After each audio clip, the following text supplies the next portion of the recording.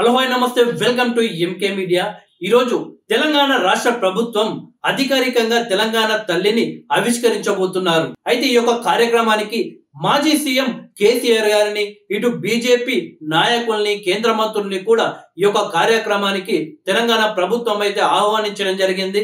మరి BRS party నాయకులు అయితే ఈ కార్యక్రమానికి దూరంగా ఉండాలి అని అనుకుంటున్నట్లు తెలుస్తుంది। ఇక బీజేపీ నాయకులు కూడా పాల్గొంటారా లేదా అనేది ఇప్పుడు సస్పెన్స్ గా మారిపోయింది। అయితే గత 10 సంవత్సరాలు ఎందుకు బీఆర్ఎస్ పార్టీ తెలంగాణ తల్లిని అధికారికంగా ఆవిష్కరించలేదు అనే ప్రశ్న అయితే ఇప్పుడు మొదలైంది। ఎందుకంటే ప్రస్తుతం కాంగ్రెస్ ప్రభుత్వం ఆవిష్కరించబోతున్న తెలంగాణ తల్లి విగ్రహాన్ని బీఆర్ఎస్ పార్టీ నాయకులు అయితే తప్పుపడుతున్నారు।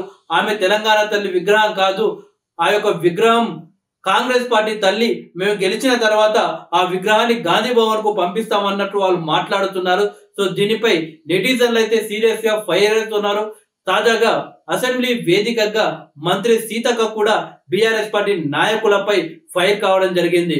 ముఖ్యంగా కేటీఆర్ కి స్ట్రాంగ్ వార్నింగ్ ఇచ్చినట్లు తెలుస్తుంది। నీ చెల్లి కవిత రూపాన్ని దేవతలాగా చూపించి తెలంగాణ తల్లి అని మీ పార్టీ వాళ్ళు అన్నారు అంటూ సీతక్క అయితే కేటీఆర్ పై ఫైర్ కావడం జరిగింది। గత 10 సంవత్సరాలు మీరు అధికారంలో ఉండి ఎందుకు తెలంగాణ తల్లి విగ్రహాన్ని అధికారికంగా ఆవిష్కరించలేదు అని చెప్పేసి సీతక్క అయితే కేటీఆర్ ని ప్రశ్నించడం జరిగింది।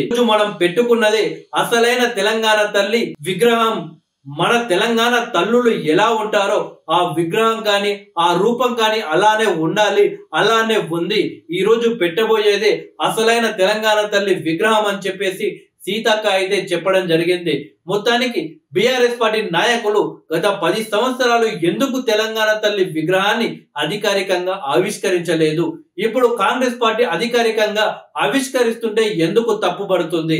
గత 10 సంవత్సరాల్లో బీఆర్ఎస్ పార్టీ చేయని పనిని కాంగ్రెస్ పార్టీ చేస్తున్నందుకు కోపమా, లేకపోతే కేసీఆర్ తయారు చేసిన తెలంగాణ విగ్రహాన్ని కాదని రేవంత్ రెడ్డి గారు అలాగే తెలంగాణ సమాజానికి సంబంధించిన మేధావులతో చర్చించి అందరి అభిప్రాయాలు తీసుకొని తెలంగాణ తల్లి విగ్రహాన్ని అధికారికంగా ఆవిష్కరిస్తున్నందుకు కోపమా? అంటే కేసీఆర్ గారు ఏ నిర్ణయం తీసుకుంటే ఆ నిర్ణయానికి తెలంగాణ సమాజం మొత్తం కట్టుబడి ఉండాలా, ఎలాంటి మేధావుల ఆలోచనలు కావచ్చు వాళ్ళ సలహాలు కానీ తీసుకోవద్దా అని నెటిజన్లు అయితే ప్రశ్నిస్తున్నారు। ఇది దొరల రాజ్యం కాదు, ఇది ప్రజల పాలన, ప్రజా పాలన।